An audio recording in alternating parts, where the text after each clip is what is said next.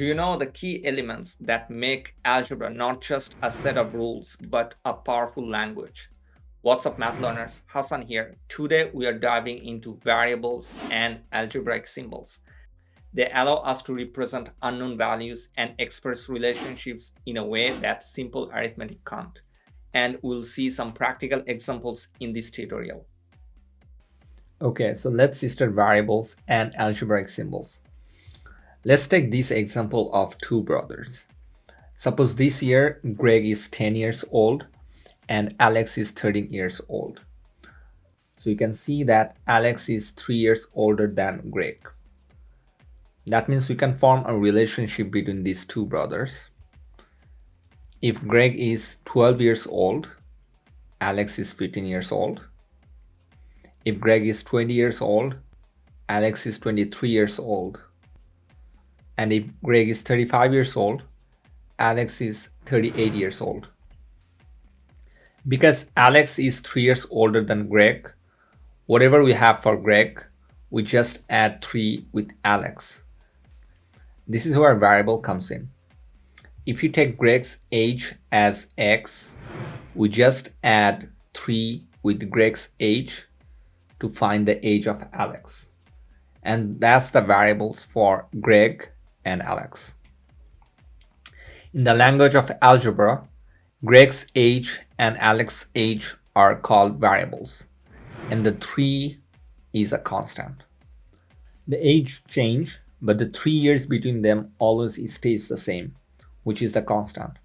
Since Greg's age and Alex's age always differ by 3 years, 3 is the constant over here. The letters used to represent this changing age are called variables, and the letters most commonly used are X, Y, A, B, and C, and you'll see that in the problem statements. So here are the formal definition of variable and constant.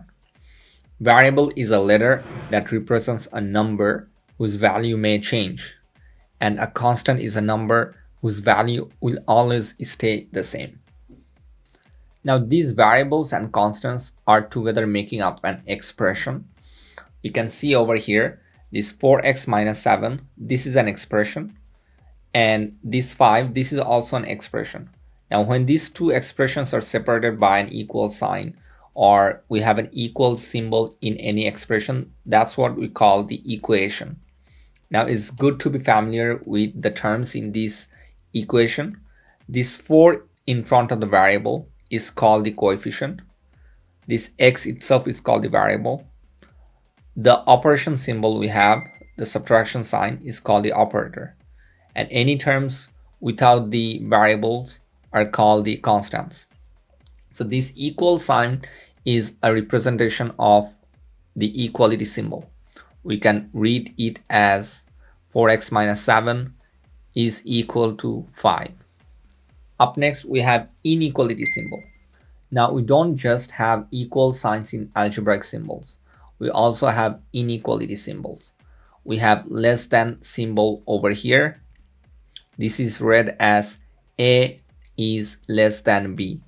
Since A is to the left of B on the number line, we read it as A less than B.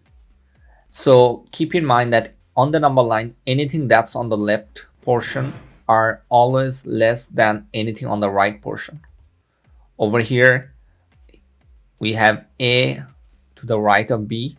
So this is A greater than B, or A is greater than B. Here are a couple of other algebraic symbols that we can get familiar with. The very first one is A is not equal to B. This one is A is less than B. This one is A is less than or equal to B. Up next, we have A is greater than B. And the very last one is A is greater than or equal to B. Now the last algebraic symbols that we'll get familiar with is the grouping symbols. Grouping symbols in algebra are much like the commas, colons, and other punctuation marks in English. They help to make clear which expressions are to be kept together and separate from other expressions. And here we have three grouping symbols: parentheses, brackets, and braces. We already discussed some earlier in the order of operations topic. Depending on the problem statements, we'll see how to analyze verbal expression and algebraic expression in the coming tutorial. Awesome. You are doing great. Remember, each concept is a building block in the language of algebra, bringing us closer to mastering its essentials. That's it for this video, and I'll see you in the next one. Now, let's get to study.